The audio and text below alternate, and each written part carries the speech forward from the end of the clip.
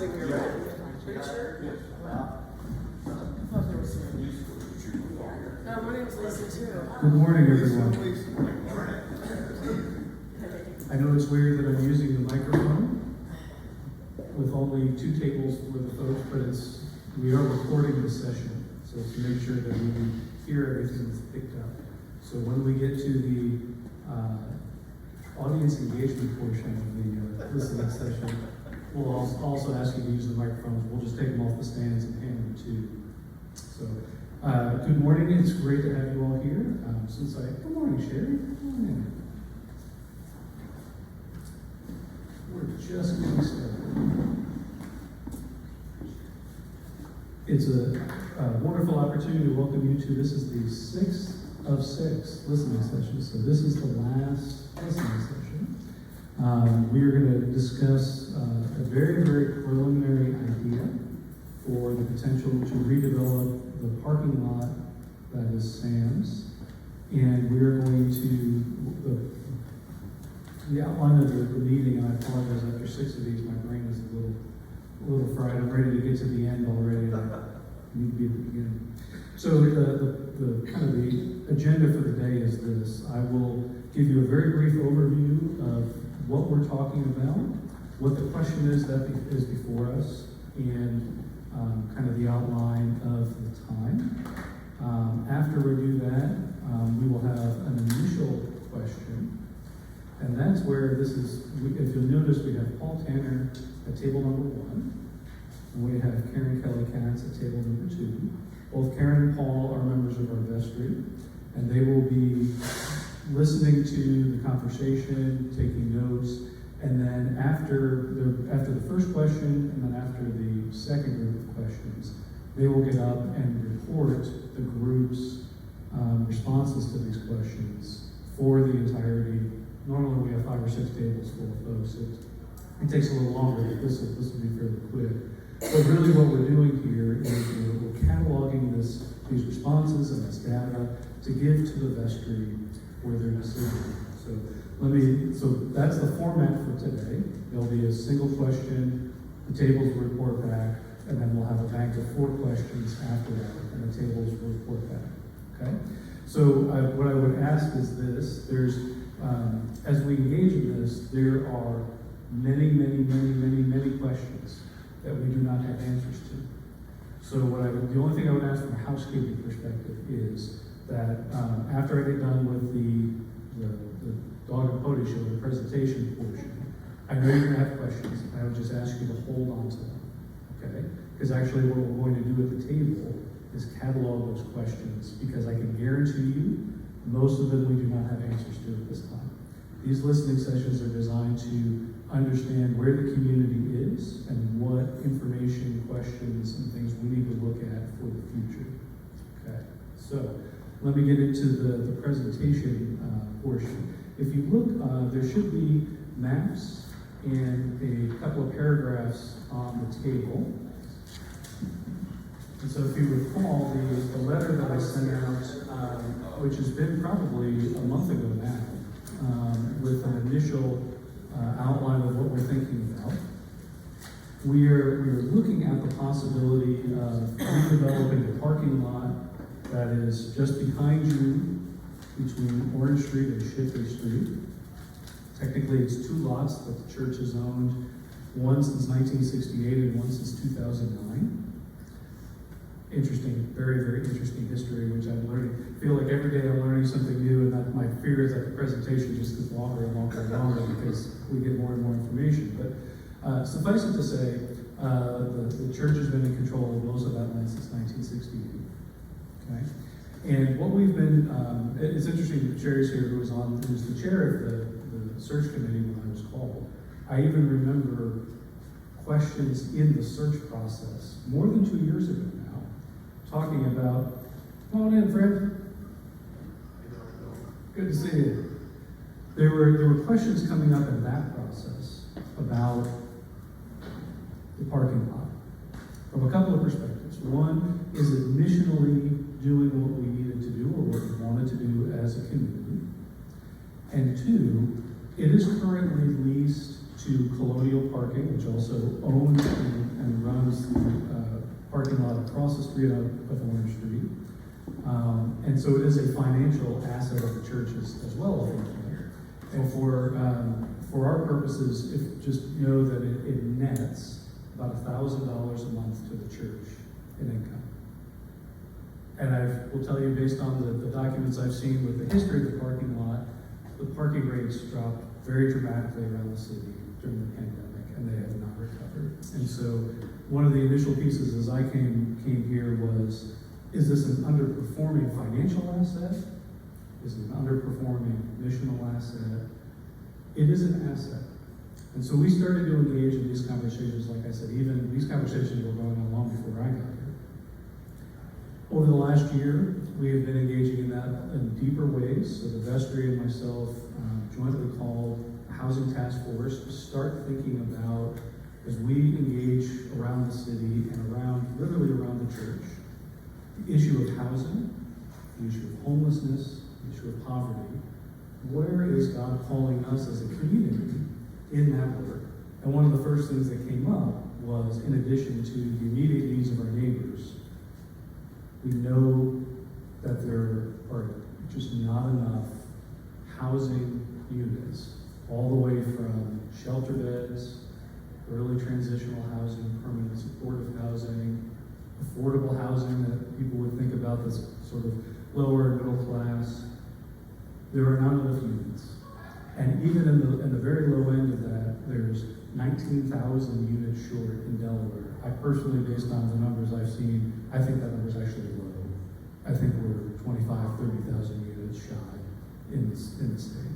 And Wilmington is the principal place where that is felt, because we're the biggest urban area in the state.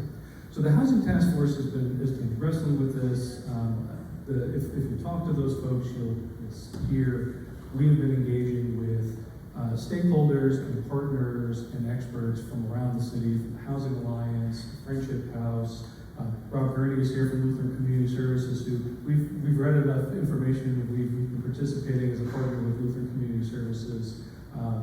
We know the challenges, the food insecurity, poverty. Hey, Cheyenne. Speaking of another, Cheyenne is with the Homes campaign. We've been engaged in conversation with the Homes campaign about a lot of this. So we've been trying to understand root causes, but also start to think about what the solutions might be, but really discerning where is God calling Sam as a faith community in this time. So if you look at the map, now, as I continue to joke about, because I think I'm the funniest person I know, my 1995 self thinks that this is great work in Microsoft Paint. My 2025 self is a little disappointed in the effort, but it gives you a rough idea. This is an overview of Google Maps.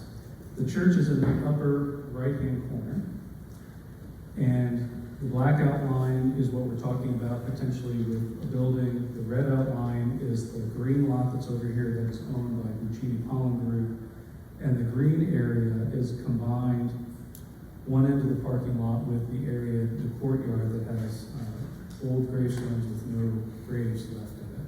Okay? So this is for your reference. And now we're going to transition into the idea that the Housing Task Force has started with. The vestry has been in conversation about this. The idea is this, and there's a couple of paragraphs there. This is coming almost straight from my letter to the congregation. The idea that has bubbled up is we know that we need services in this area. We know we need housing units in this area. And we know that we already are partnered with Friendship House and the Wilmington Empowerment Center. And we also know that the needs of our neighbors are increasing almost daily. Evictions are going up. People are becoming unhoused all the time.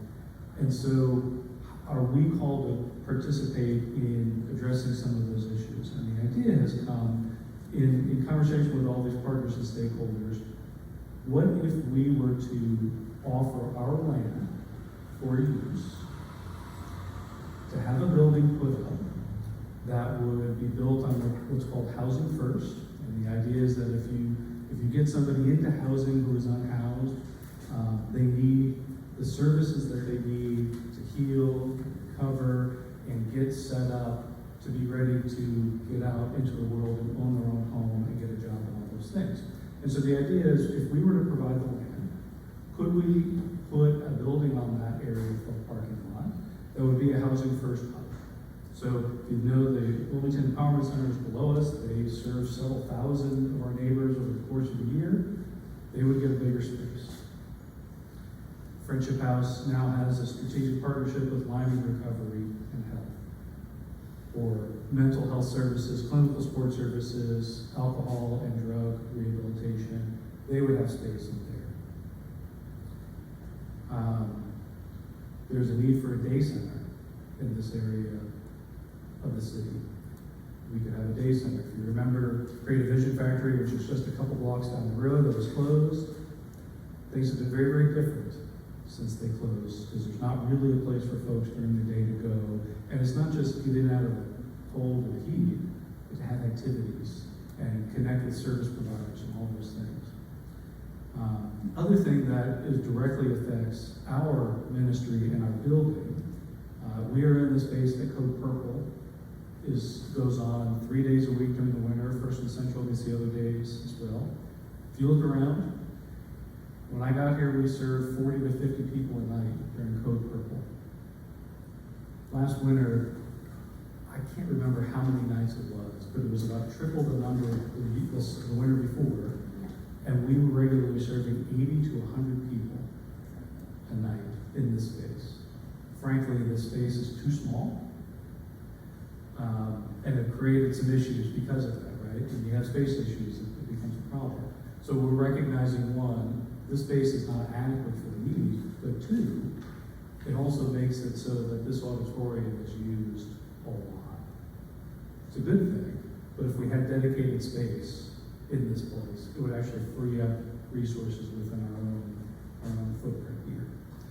Some other things that have come up, and I'm thinking back to a conversation Cheyenne and I had about childcare availability in this space. We thought about having job training, educational training. The services, you start to put together the services that are needed to get someone from where they are to where they need to be. The other piece is, to go vertical, would be housing.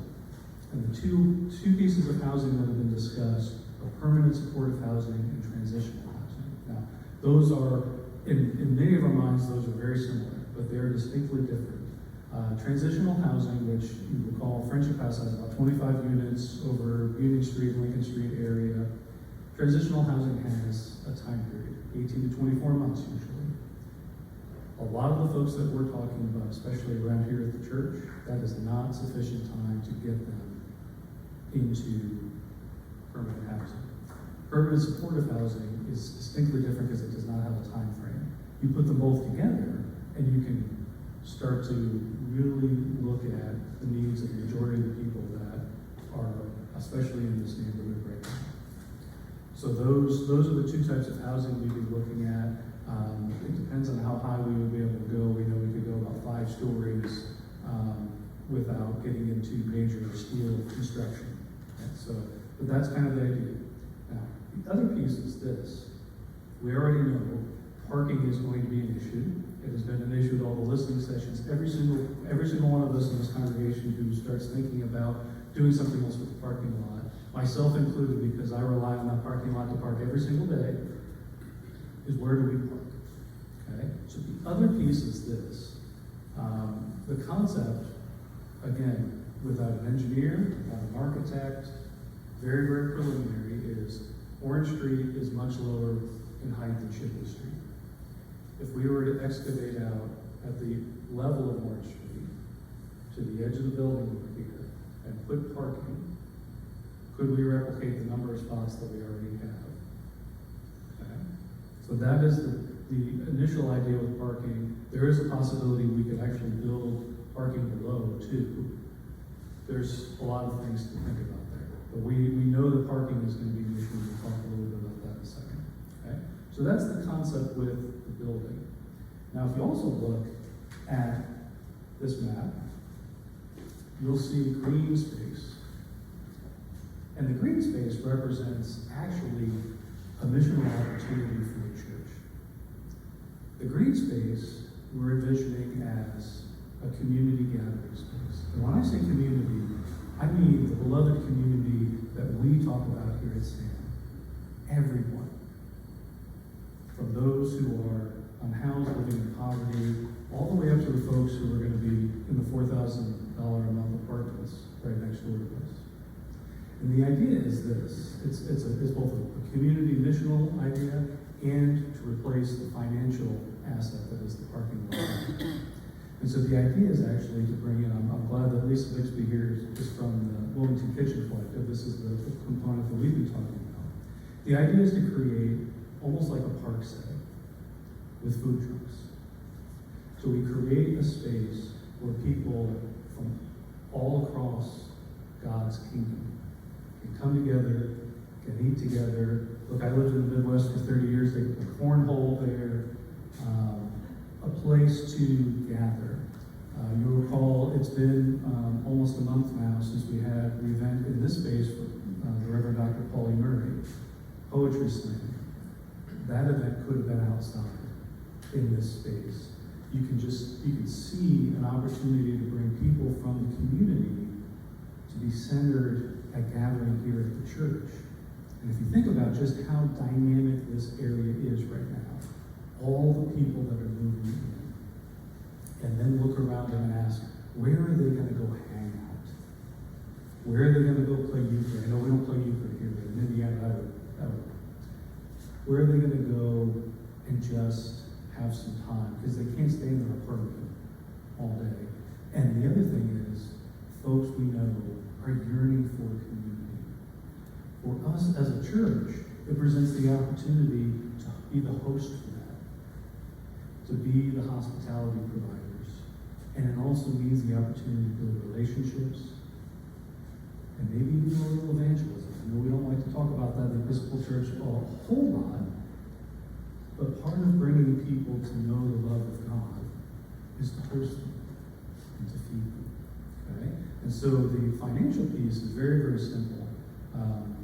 We've been in conversation with the Kitchen Collective. They've got a number of food trucks that have no place to go. Park 5 or 6 food trucks in this area and rent the space out to them. And we think, based on some very rough back of the napkin math, that we could replicate the dollar amount we get from the parking lot pretty easily. And the other thing that I'll just, again, this is a missional discussion. As we've talked about the mission of the Kitchen Collective, which is part of the Riverfront ministry, right? They're a group that Trinity Episcopal Church was part of the group that founded that ministry. These food truck providers, they're entrepreneurs, they're folks that this ministry is incubating. They are missionally oriented too. We had a great conversation about how a lot of these folks already are feeding those who are in need. They're taking their leftover food and they're supporting them. There are folks that where our hearts are aligned. And so it's both, it has this crossover of both being a financial piece and a mission piece. Okay? So there are a lot of questions about that and a lot more things that we don't know the answer to. Okay? But that's the basic idea. I want to end the presentation then with the question that is in front of us is a very specific one, because where this conversation has gone, as you know, the mayor called a homelessness task force at the beginning of the year that started meeting in April. Cheyenne and I and several of our housing task force members and other stakeholders and partners have been attending these regularly. There was one yesterday afternoon that I thought banged my head against the wall. But they're looking at what are the problems and what are the potential solutions for the city. And I had a conversation with the chairwoman of the task force. Her name is Claire Demanius. She's actually was a really, really good friend of Chris White, who we all know from Shipbury Walks. And she's an attorney. She's worked for the governor, and the mayor tasked her with this work. So as we were sitting down and talking about this, and after we kind of went back and forth on all the policy things and potential solutions, I thought I'd workshop this idea to see what the reaction was. And immediately she jumped out of her chair and said, would you be ready to make that one of the recommendations from the task force? And I said, what do you mean? She said, apparently I need more water. She said, by the end of September, thank you, Sherry. Always looking at fun, appreciate it. The task force has got to present ideas and solutions to the mayor and the city council starting in September, and then final recommendations in November. And they know that they need services here. They know that they need housing to be in this area. And if you look around, there's not a whole lot of land that's available. And this land might be. So from their perspective, this is very appealing. And so we started talking through it. I said, well, here's the thing. I can't unilaterally tell you yes or no. That's not how the church works. I said, we're pretty early into this thinking, but this is where this idea, the urgency of making this decision now, comes from that timeline. So the question that is actually before us is this: do we as a congregation want to engage further in discussion with all of these stakeholders to consider redeveloping our parking lot? Are we saying yes to continued conversation? That is it. And that's one of the reasons why all these other technical questions and details aren't on the table yet. We've not had a site engineer, we've not had any architects, we have any building plans, nothing. Because the first thing in front of us is a missional and frankly a political question. Do we say to the city, put our flag out there and say, we're interested in putting our land to use to support this work? That's it.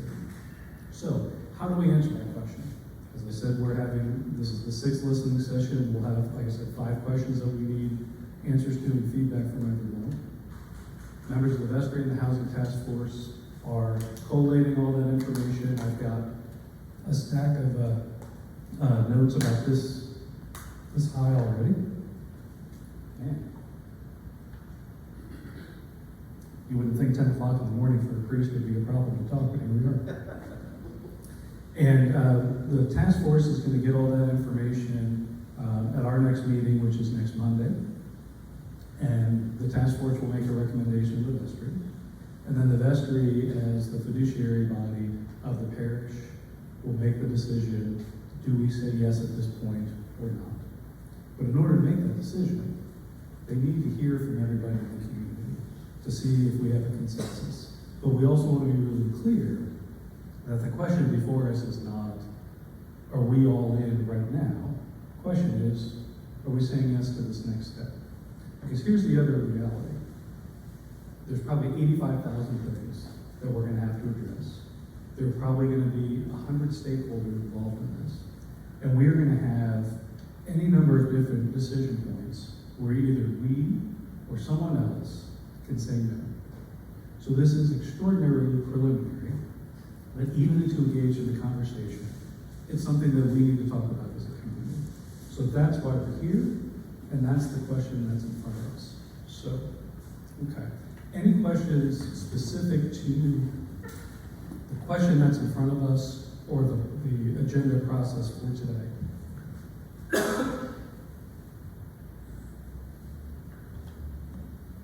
Wonderful.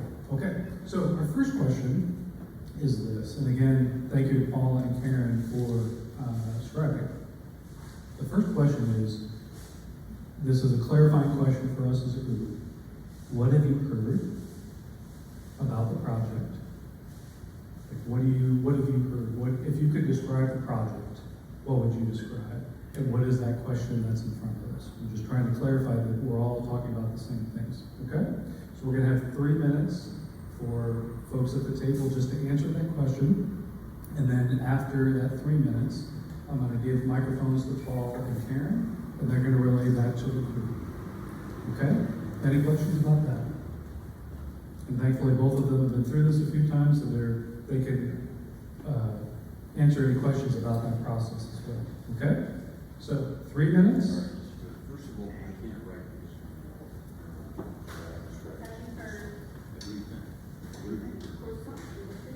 It's sort of coming off of reservations, that's all. It's not surprising.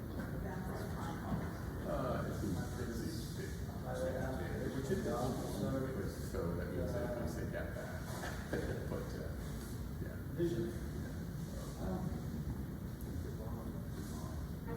Seems like a shelter to me.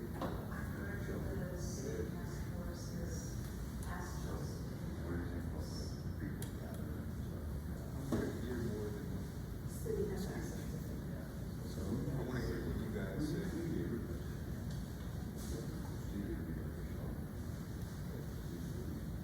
Well, I'm really willing to get back and the reason I'm here is because,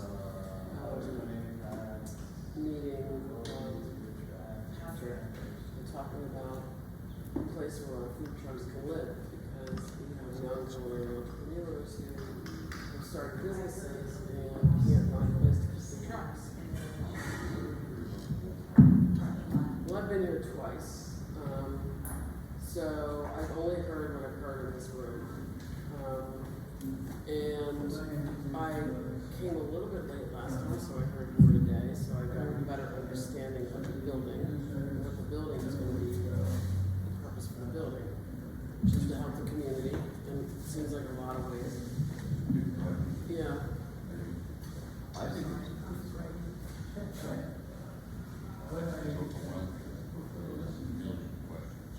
But I'm also afraid of the gathering. Also, how they have to start how they can accommodate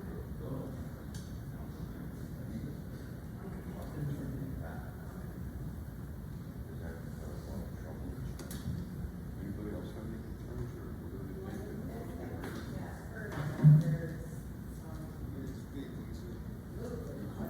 what do they think? You get a piece.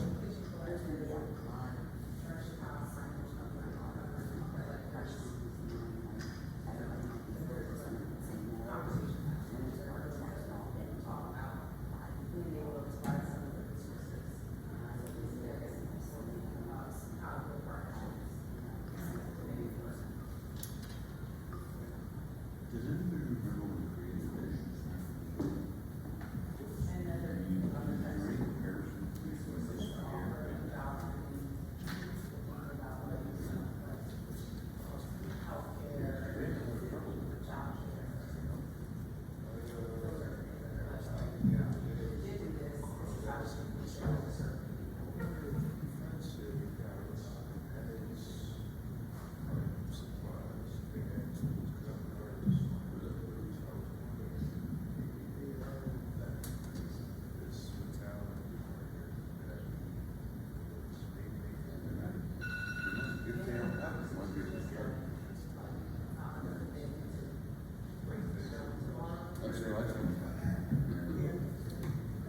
I think it's a good concept, I really do. I think it's a good use of park. As long as it's a park.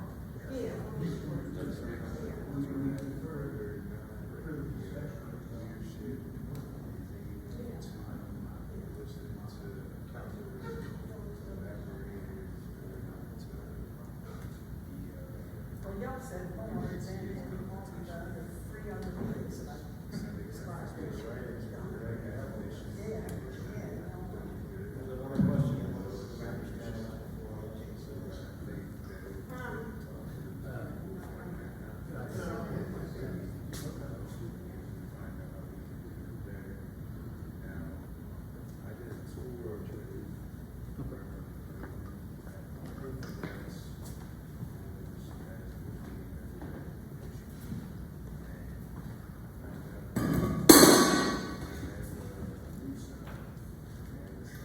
All right, we are a little over time. So we can start with table number 1, either Paul or Lisa.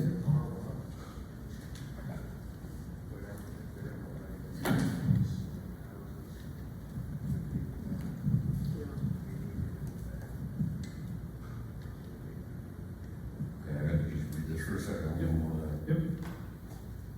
And we have a couple of minutes. We'll need to move on. Okay, good morning, everybody. My name's Paul. I'm here on the vestry, and the question was, what have you heard? And what are the, do we, as a congregation, would further instruction figure further of the building? What have we heard about the project? What do we think about it and all of that? And it seems to be reservations. It seems like a really big and overwhelming project. And they seem to be a shelter where people will gather.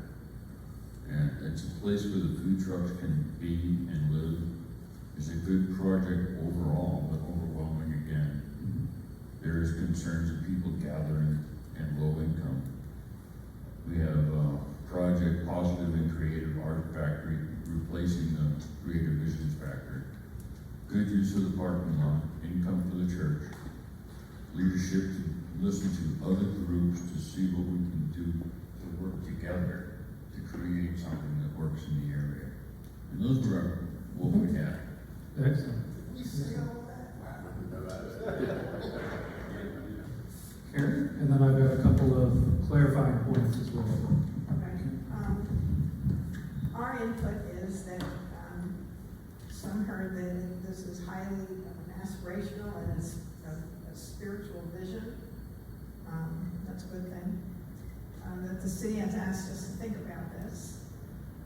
Some people are upset about the parking lot. One person felt that it was cost neutral to Sam.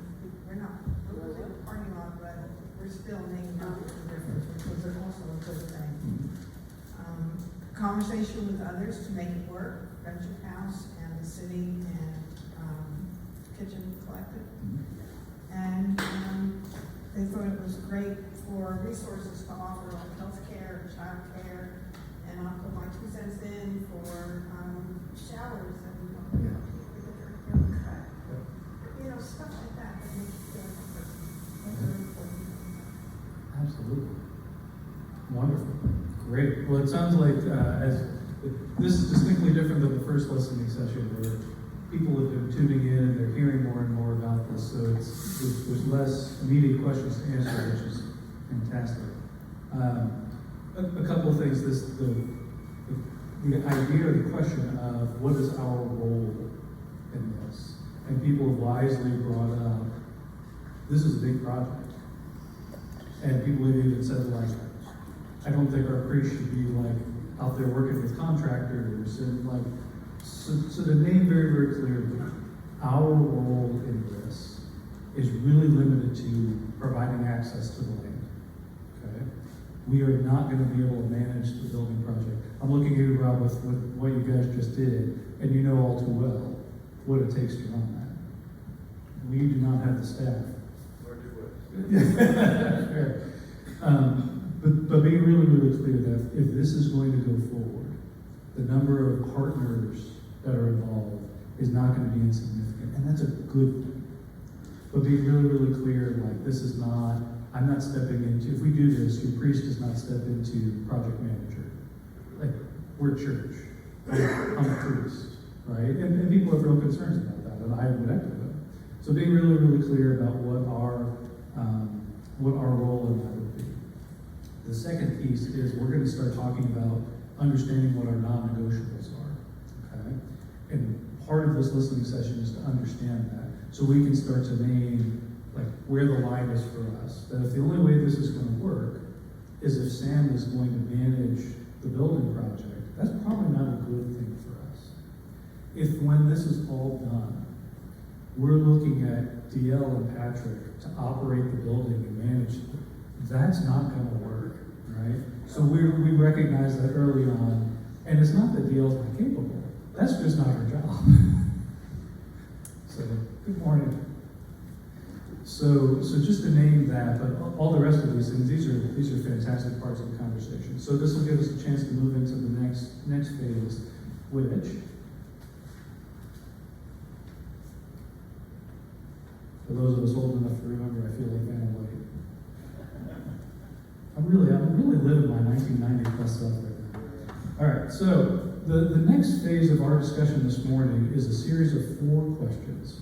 Okay? And we're going to take 10 minutes to do this, and I will give you 2.5 minute marks as we go, so we can keep moving forward.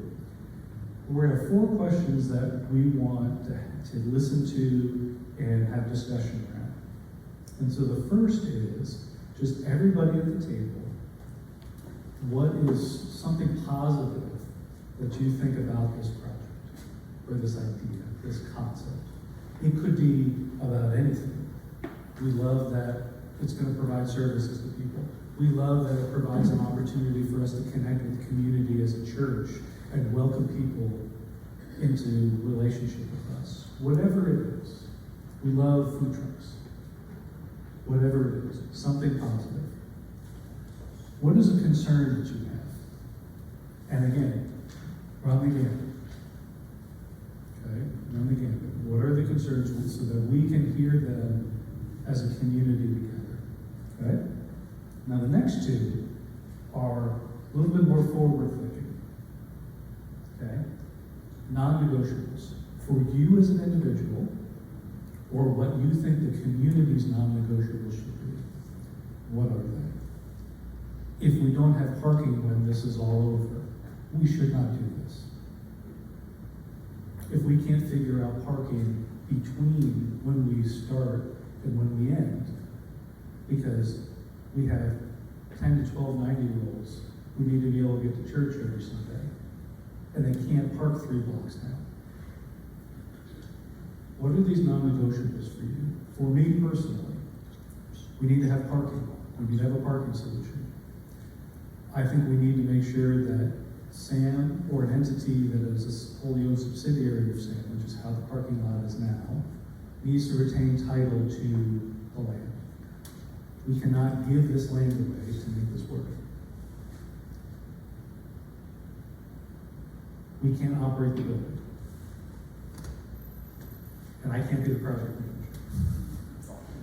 Those are the tip of the iceberg for non-negotiables. But we want to hear what everyone else has to, what they think, what they have to say about it. Okay?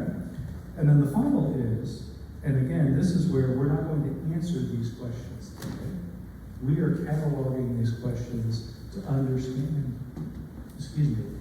what other questions should we be asking as a community as we go forward? So what additional questions do you have at this time? What additional information do we need to gather? Okay? All right, so we will have 10 minutes. I will give you, you'll hear the alarm go off, but I'll give you a heads up every 2.5 minutes. Any questions about the questions or the discussion? All right. Remarks? Good set. Good. 2.5 minutes.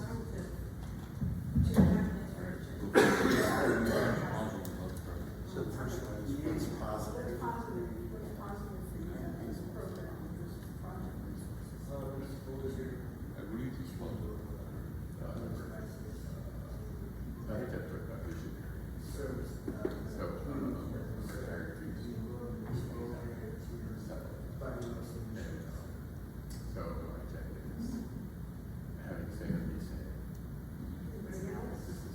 Helping people in need in a variety of practical and substance issues. Pretty positive about that. We're moving on. Good, which is that, again, with the alignment, so I'm familiar with the.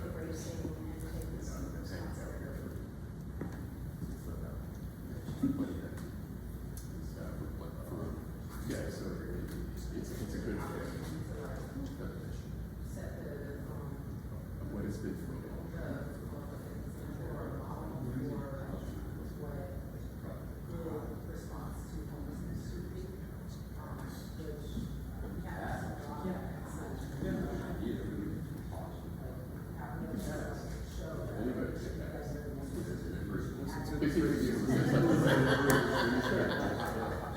At least I know figures that it's possible. Well, I think there's kind of positive things about it. I think it's positive for the community.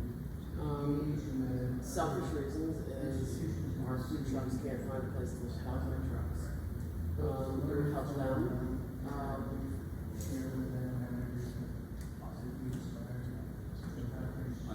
Personally, I think it's positive to put all community services in one place. I think it's a positive thing. I think it's positive because it puts, community housing transition. Just an all prayer. This is an opportunity to talk about. That housing should be in one place with support. I think that's really positive. Also, I think it's positive with the green space. I think it's really positive, and I think this area needs that. It's really good. I think those are the positive. Now we get concerned. We just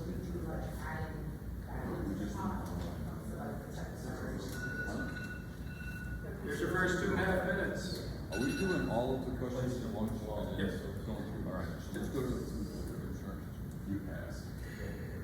Study the lunch round places. We'll listen to this. Good things.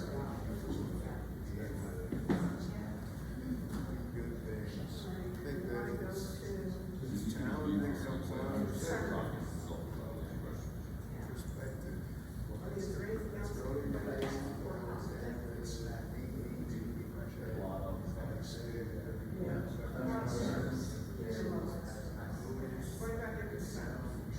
Outside, people that aren't coming inside, that aren't, that's a focus. Okay, there's crews, there's organization of people living around the building that don't have that right now. But there's somewhere where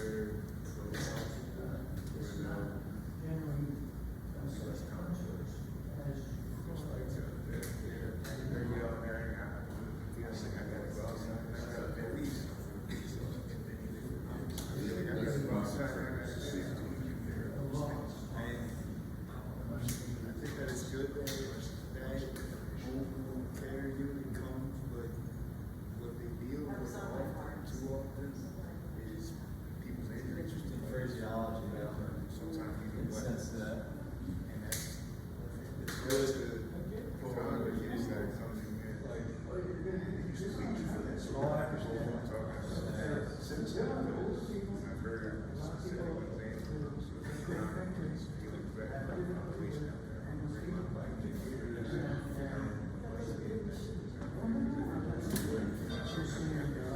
But every day, people have what they need, less opportunities for turn into.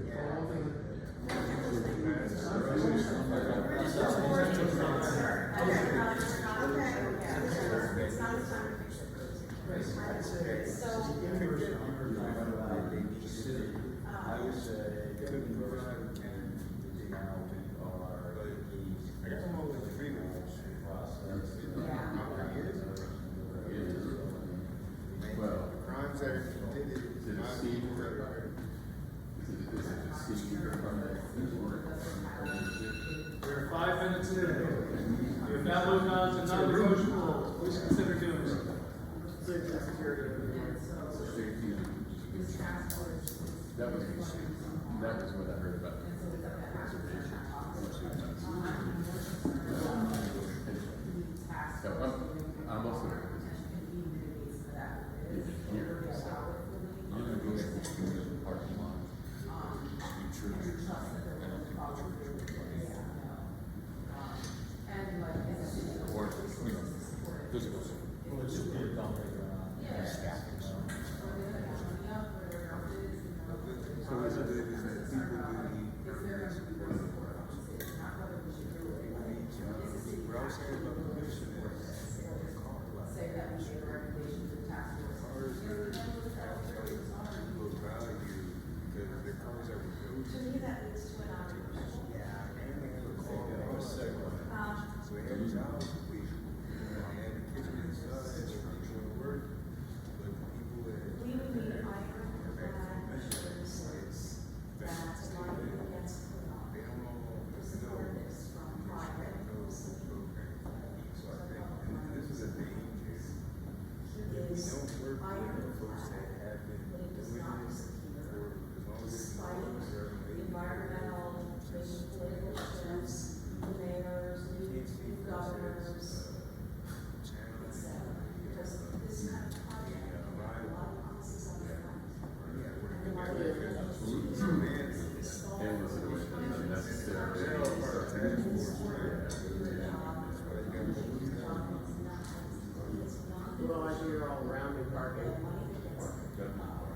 not losing income for the church. I think security and safety.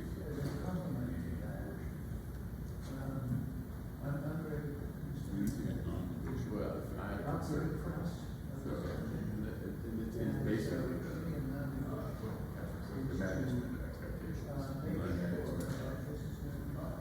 Responsibilities. Right. Something like this, it's just process control. That's where institutions like this. Some type of What if it's a question? He's the best drive when he couldn't That is the last 2.5 minutes. Last 2.5 minutes to go. What additional questions do you have? What else would you like to know about it? I'd like to know I about think I got it. Just to make sure that, like you said, this will be right on time. we're at this point where it's not gonna happen. If we are. It's still fine. It's interesting in the city, it's interested, the city is interested in this. Yeah. For us. It's also a major fight. Especially as that's a possibility, so. I know it's a possibility. some additional questions? I'd like to know what CBG's resistance is. Well, You know they're gonna fight this. Because they got $4,000 parking in the street. Yeah. yes. So you know they're gonna fight it because it's gonna bring the lower people. There's very additional, across for $4,000 park. So you know they're gonna argue with the city. They got a lot of money to fight. Yeah, I'm thinking like we look at, like, you know, actually, some of the environmental testing says, you know, the structure of the buildings and this and that. Right, so it will be incorporated into their plan. So I think they would argue. Well, that's another. Yeah, unless an additional information Yeah. like that. Oh, yeah. Well, exactly. And what I would add on that, I think that we need advised They will leave for events. who are experts. So the idea is to have, them to have this, their trucks overnight, on a permanent basis. I mean, when they go down,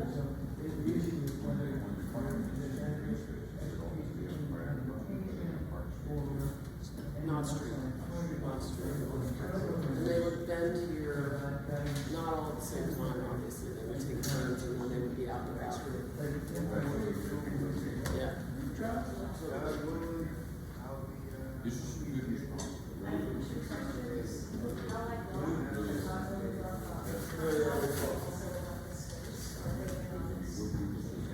Yeah. Without the input, we don't know. Yvonne, thank you for coming. Every day, opportunity to be better, we could get. Absolutely. Good. Nice to meet you. We need to find those descendants and All right, that is our 10 minutes.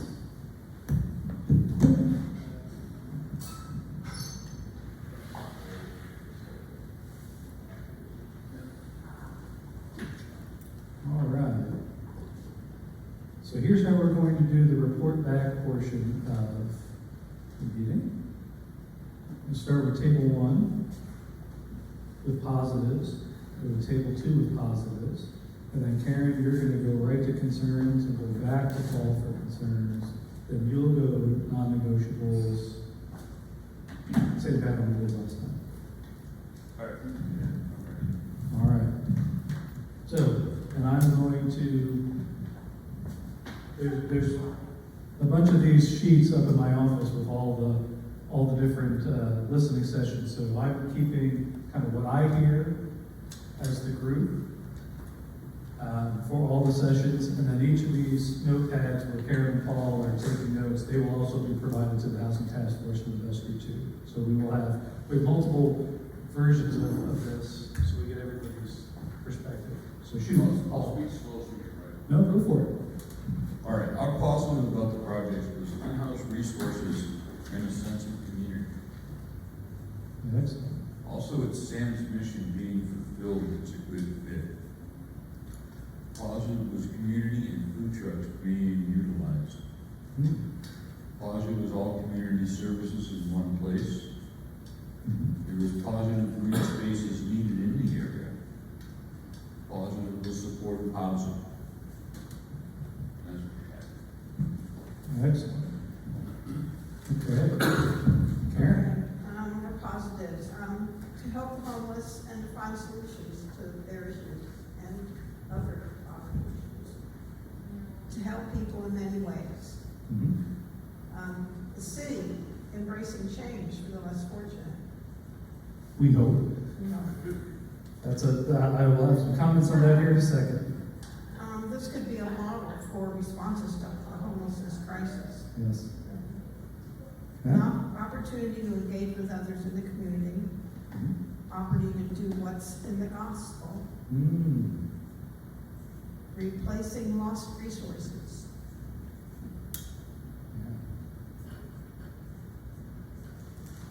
Concerns. Let me change colors here. Purple. Concerns. Nope. To cause controversy in the church that would prompt people to leave. Engaging in the political process of all this.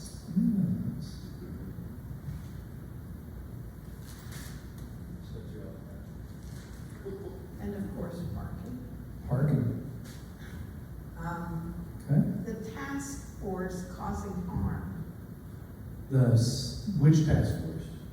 The city task force or the city task force? I know where that is. Sorry, Shine and I have to way through the conversations about all this, so, yeah. And will there actually be real support from the city? That is an excellent question. Okay. Paul. All right, back to me. Our concerns were challenging in perspective. People aren't on the path of recovery.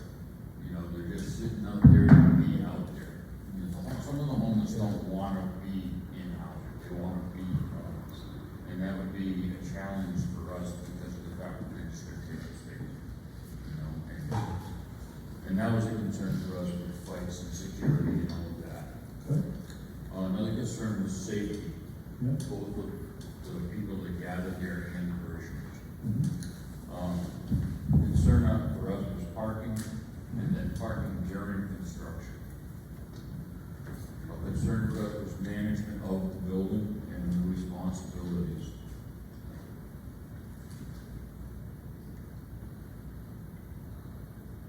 Okay.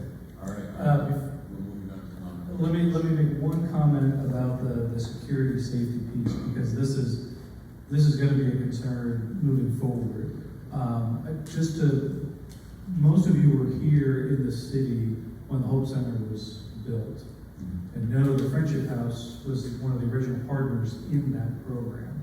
This was one of the pieces that came up in the county when that came up. In fact, it was a specific concern with the Newcastle County Police Department and the residents in the area. And so Kim and I, long before we engaged in this, as we were talking about police accountability pieces and the security around our site now, Friendship House was engaged early on in that pilot with the Newcastle County Police to figure that out and actually alleviate the county's concerns about security. So there is a precedent within our own partnership and within our own community for addressing that. It's not to say that it's not going to be a challenge. It's to say that there is muscle memory within our own network of partnership that already exists. So just to name that for what it is. All right. Non-negotiables. New color. All right, we don't have any non-negotiables. We had not resuming income or Not losing income. Not losing income from the park line. And the church, as Especially the church's money, are we gonna put church's money into it?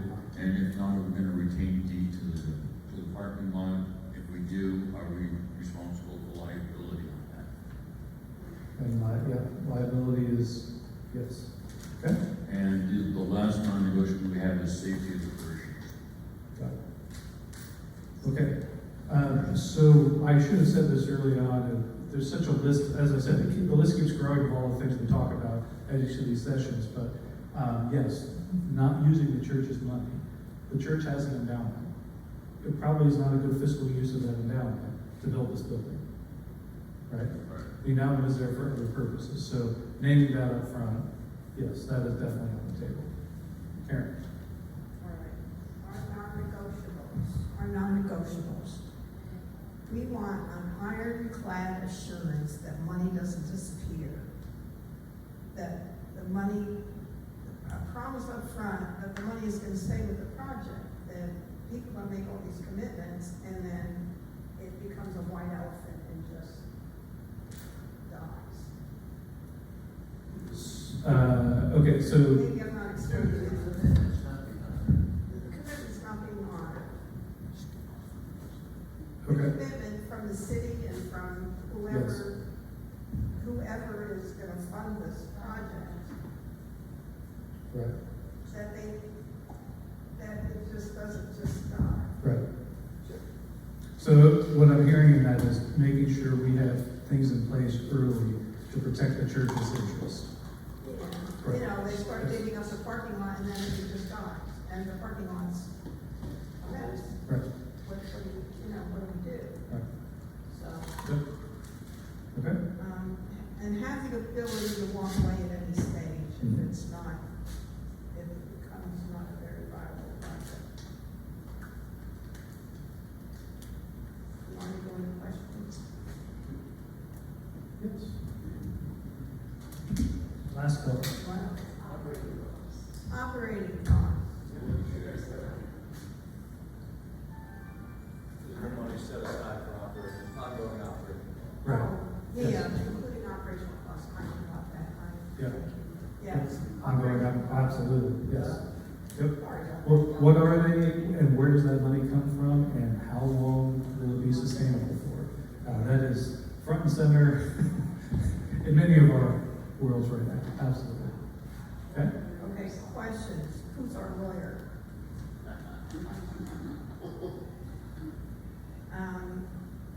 We need to be advised by experts on this project that are not part of the real estate group, that, Oh, yeah. you know, are independent of that, so we get the real truth. Yes. Is Allied parking lot across the way, are they locked into conversations at all? We have not had any conversations with Allied yet. But yes, there's gonna have to be some conversation there, from a variety of perspectives. Yep. But just to name the bigger question there, right, is how are we engaging in the other neighbors? Who are the stakeholders and how do we engage them, right? Yep. Excellent. We know that there are no bodies in the graveyard. However, if those stones are gonna be moved, do we need to contact the relatives Mm-hmm. of those folks? Yes. Okay. And then who's going to operate the facility? That was my question. Yes. Where does the diocese stand on this Yeah. project? So I can actually answer that question right now. The diocese's understanding of where we are. I thought maybe Brad, that came into the ordinary, was going to come to the sessions, and the schedule didn't work out. So they're aware, because we've not done anything. We don't have a plan in place to do anything with the property. They have no formal piece of this yet, but they know what we're doing. They're supportive, and quite frankly, if we are doing anything with the title, we have to loop them in anyway, right? Looking at the other priests, the standing committee has to be involved if we are changing title to the land or selling it. So the diocese will be involved. You can't allocate property without. Exactly. exactly. The deeper question is, where are they missionally with this? And what I will say is, from my first meeting with Bishop Kevin when I got here, he recognizes how dynamic this area is missionally. And he's been encouraging me and us at every chance he can get for us to go engage the neighborhood and share the gospel. So they are well aware of the missional side of what we're doing and are happy to encourage us in that process. So does that make sense? Okay. Okay. And my Great question. last question. Yes. This is one question. I know that we don't want to be involved. It's not our job to be involved with the building. But I don't want a purple building in the middle of the parking lot. Right. You know, I don't want, I mean, I know we don't want to be involved, but I think we should have some input about it, and we should be able to Yes. say, hey, you know, purple is not our color. Right. And, Maybe you know, pink. maybe, Right. I mean, I can see Yes. pink, Yes. yellow, but purple, no, it's just not the. One side of the line is, again, what are our non-negotiables to say, we don't want a purple building? And at the same time, when it's all said and done, we're not gonna try to operate the building either, right? Those are different, but clarify. I think we need to have some kind of input as to this Yes. space. Yes. Sign off on the plans. Yes, Do what? Yes. Sign off on the plans, when the architectural drawings Yeah. are done. Or if it's, hey, purple's like a big color.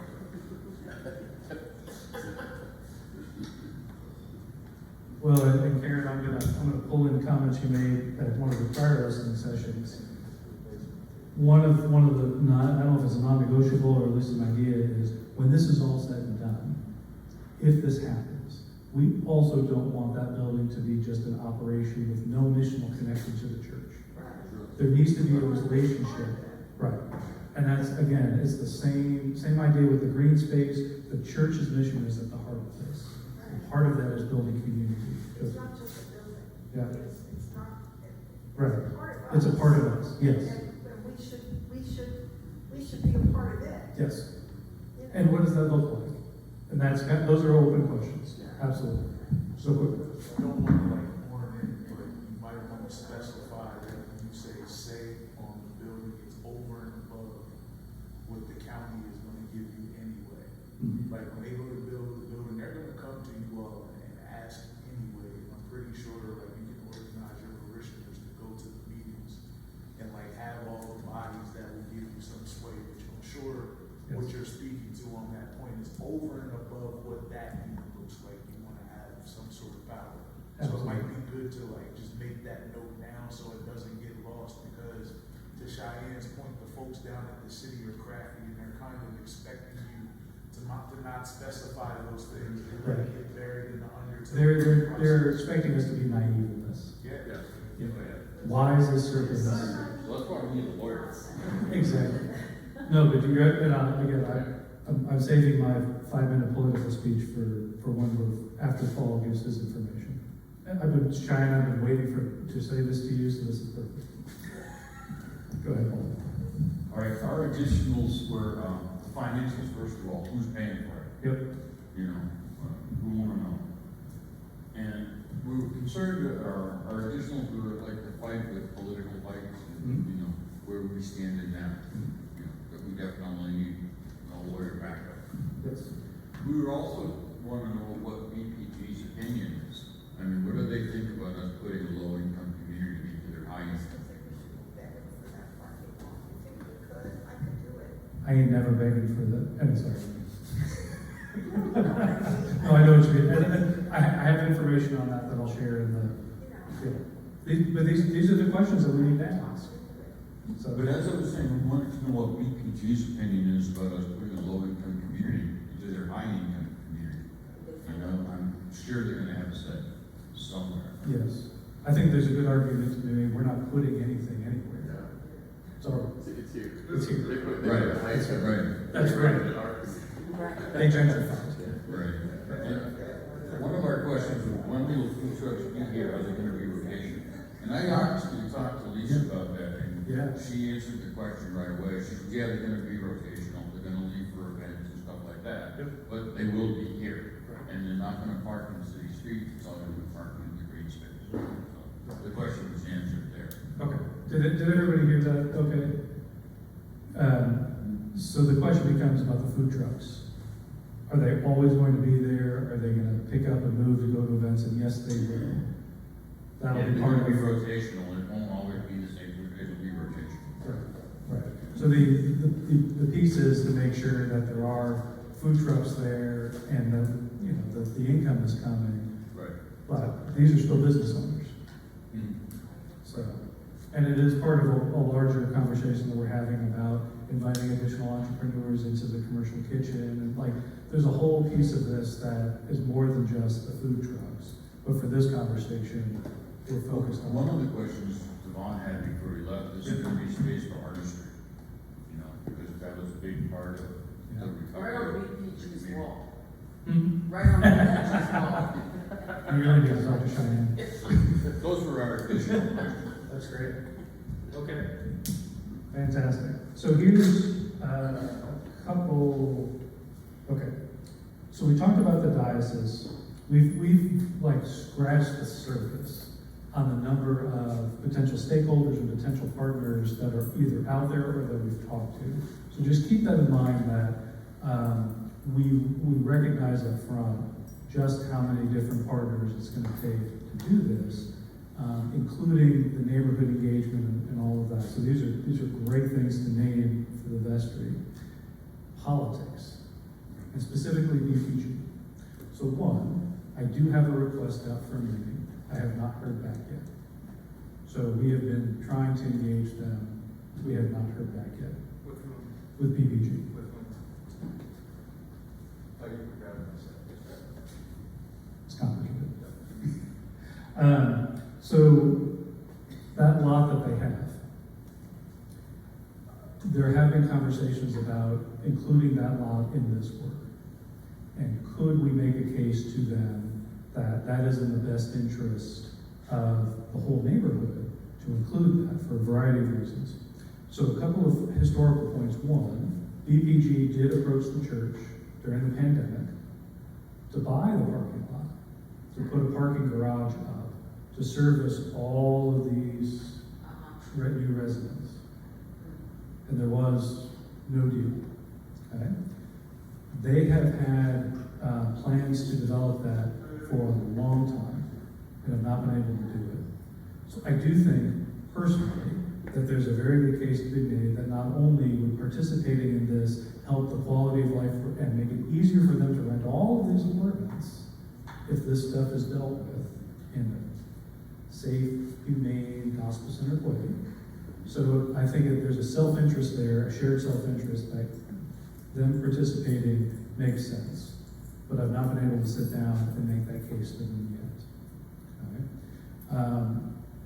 We know politically that having folks around this area who are impoverished or unhoused has been a politically sore subject for them. It's been a politically sore subject with members of the council. It's been a politically sore subject. It's no surprise with me and the mayor, the previous mayor, and the current mayor too. So here's what I would say politically, and I apologize up front. I'm a New Yorker. I tend to be pretty direct with politicians. Hopefully that gets us where we need to be, doesn't negatively impact us. But politically, we don't know where this is going to go. And this is one of the risks that we just have to name up front. I do think that there is a heavy developer mindset that the only thing to do is just move people out of this area. And so are we going to face political headwinds with this project in name right away? Yes. I think we would be naive to think otherwise. As much as I think that this project can answer a lot of their needs and a lot of their questions, many folks, their only mindset is, I just don't want to see folks real poor.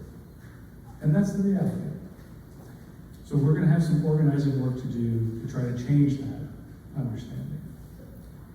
That being said, we are starting to see signs that there is some movement, there's enough of a consensus being built around the city, that things need to change, and that the idea that just moving people out of the neighborhood is going to be successful.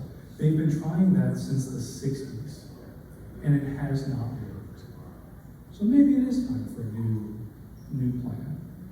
But I think if we go in thinking that everyone is on the political side is just going to jump on this idea and run with it, that would be naive. Okay? Now, that goes directly into the financing side, that goes directly into all these other pieces. What I would offer is this. For those who were here when Shipley Loss was developed, we know that right out of the gate, they ran into significant political headwinds to get that project finished. Okay, it took like 20 years. I think the building opened in 2010, so longer than that. St. Andrews bought that building in 1993, and it opened in 2010. Okay? The idea of getting together with the city and getting their buy-in early on in the project is something that resonates with a lot of us. But we have to know that that's in our history. The funding, the way that I've heard the story is they had secured the federal funding through senators and the mayor of the city. And of course, it was been framed politically, right? It was a Republican senator who got the money. The Democratic mayor said, no, you're not doing that. For what reason? We don't want poor people in this area. So this is deeply rooted in the politics of the city. We have to know that up front. That being said, that's why the question before us is, do we say yes at this point to continue the conversation? The caveat I'm going to throw out is this. As your rector in the Episcopal Church, I do not have a vote at this moment in time. I do not have the ability to say yes or no. This decision is the vestry's. The main matter for this is my own personal opinion. My own personal opinion is that saying yes right now continues to put the pressure on the city that something needs to be done, and that we're willing to put our skin in the game to make that happen. Saying no gives them a real get out of jail card free right now, and they can say, we tried to include you, and you said no. Does that mean that we go through with the project? There are a lot of non-negotiables that are already on the table. But that's the political question that's in front of us at the moment. But I think we have to be realistic. And I'm looking at Cheyenne because we just went through the rent stabilization piece of the city, right? These political issues are very, very hot right now, and they will continue to be. It's an opportunity for us as a church to say very clearly, here are our values, here's how we live into the gospel, this is what our mission is. And if those line up with saying yes at this moment in time, then yes is the direction to go. And if they don't, the answer is no. So, how does that resonate with you all? Excellent. Clint? I would just say that if I looked at this from the point of view of private developers, they would want to be able to envision that we are going to contribute to making the effort to enable homeless people to achieve functional lives. That is key. If we cannot enable that, then they may not see real benefit in enabling the project to go forward. So that there's a real test for us and Friendship House and anyone who's going to provide the services that are designed to enable the homeless to have more productive lives. That to me is key. So that we then are able to have a collective commitment that yes, we're going to do our best to make this happen. We can't promise that it is going to happen. But if that is the potentially a really achievable goal, then the private money may say, okay, we're willing to do it. It's an excellent point, and I think we have to think about this as one piece of the larger ecosystem puzzle. That it will not work on its own, necessarily. It has to work with all the other pieces that are coming together. So it is reliant on other housing being available, other services being available.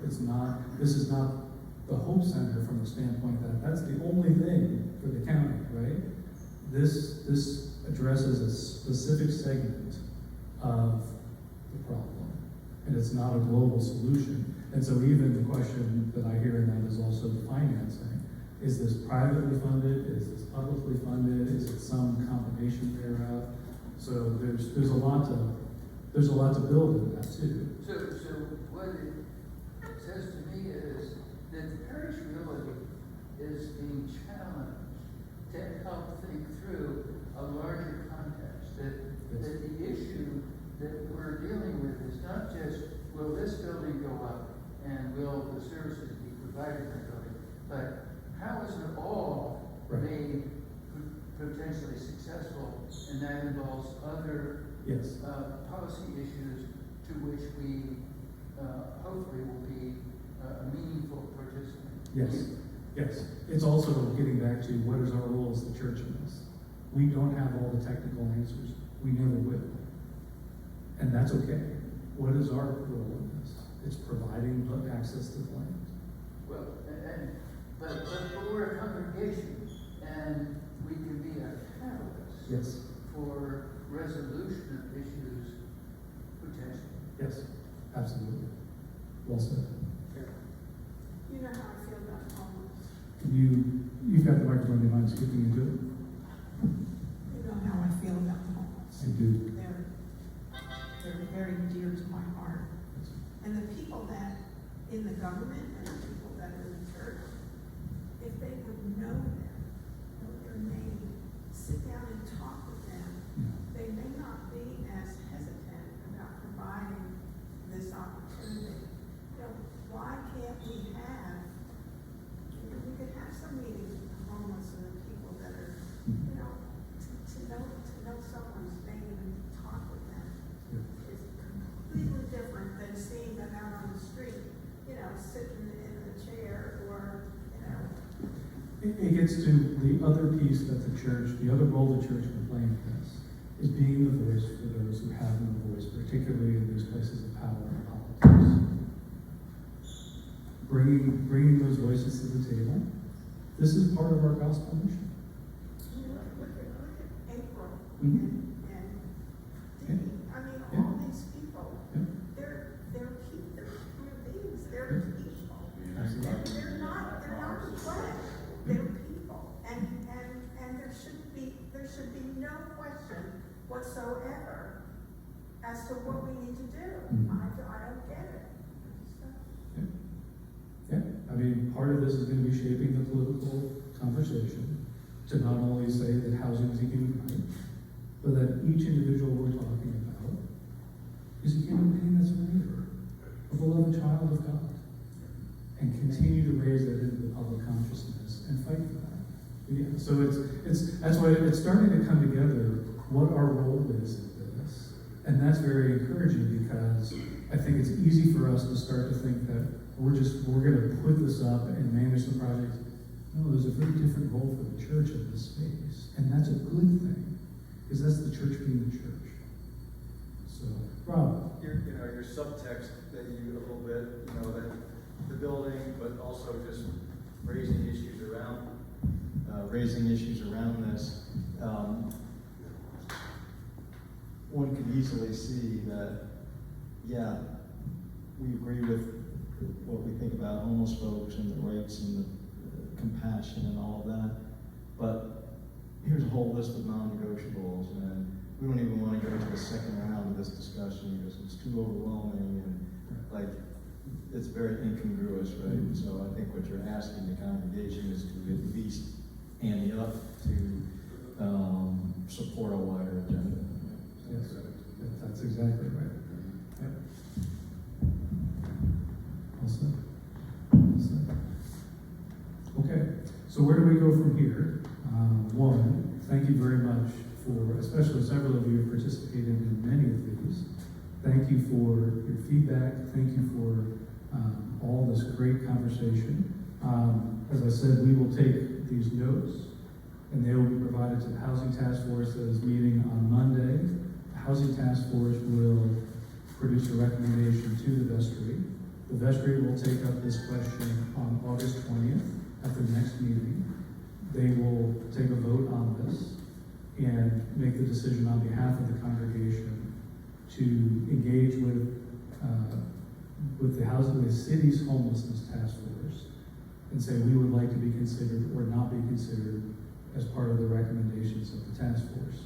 We are hosting here the next City Homelessness Task Force meeting on August 26th at 10 o'clock in the morning.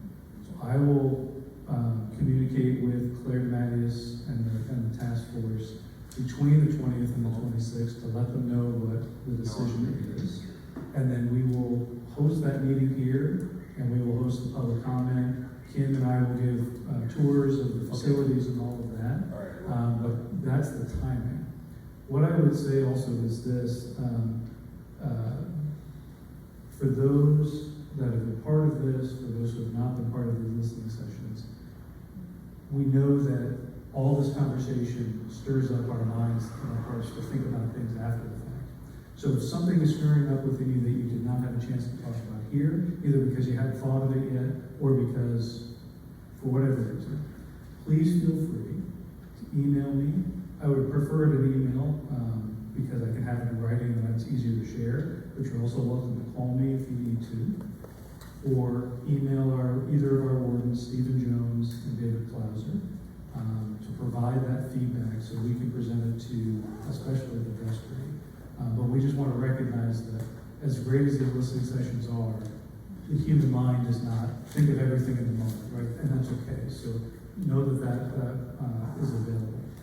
If the congregation's decision, and again, that decision is made by the vestry on behalf of the congregation, if the congregation's decision is to move forward, we will host that meeting on the 26th, and the homelessness task force will start working through those recommendations in September. They will then present as they work through, and again, one of the pinch points here is that task force could say, we don't think that's a good idea.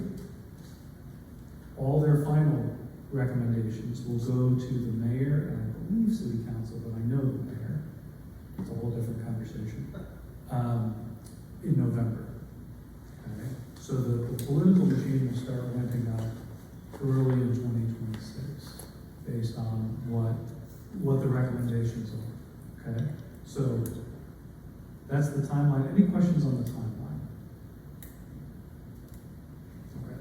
The other thing I'll just name, for those of us who have not grown up in the Episcopal Church, just to be really clear about the piece of how we are constructed. Looking at the Lutherans going very different in the Lutheran world. In the Episcopal Church, decisions related to the building, the property, and the finances of the church are the responsibility of the vestry. As we go forward, these are decisions that will be formally made by the vestry. What we have already talked about is if we're moving forward, how do we stay in communication with the congregation? The question of are we all going in the same direction is a salient one, right? So we know that we're going to be doing probably monthly communications as we grow. Whether or not there will be a formal congregational wide vote at some point, we don't know. It's technically not required by the way that the church is constructed, but we're going to do everything in our power to make sure that we handle this as a community well. But I do want to be clear, because many of us come from many different faith backgrounds, where some churches would not do anything without holding a congregational vote at every step along the way. That's not how the Episcopal Church is actually formed and come together. Okay, and as we talked about earlier, we'll have to have the diocesan standing committee involved if we're making formal changes to the property. But that's kind of how the church is structured and the canons. So also, I'm not a member of the congregation. I don't have a vote in any of this. So to name that for what it is too, because that is different in other denominations and other churches. Okay. So any questions about that? It's my rector obligation to talk about the polity of the church. It's not the sexiest discussion point, but it's very important, especially when we're talking about big decisions like this. Any questions about that? Okay. Thank you all very much. I will have this video posted to YouTube shortly, and so you're welcome to look at it. And I very much appreciate all of your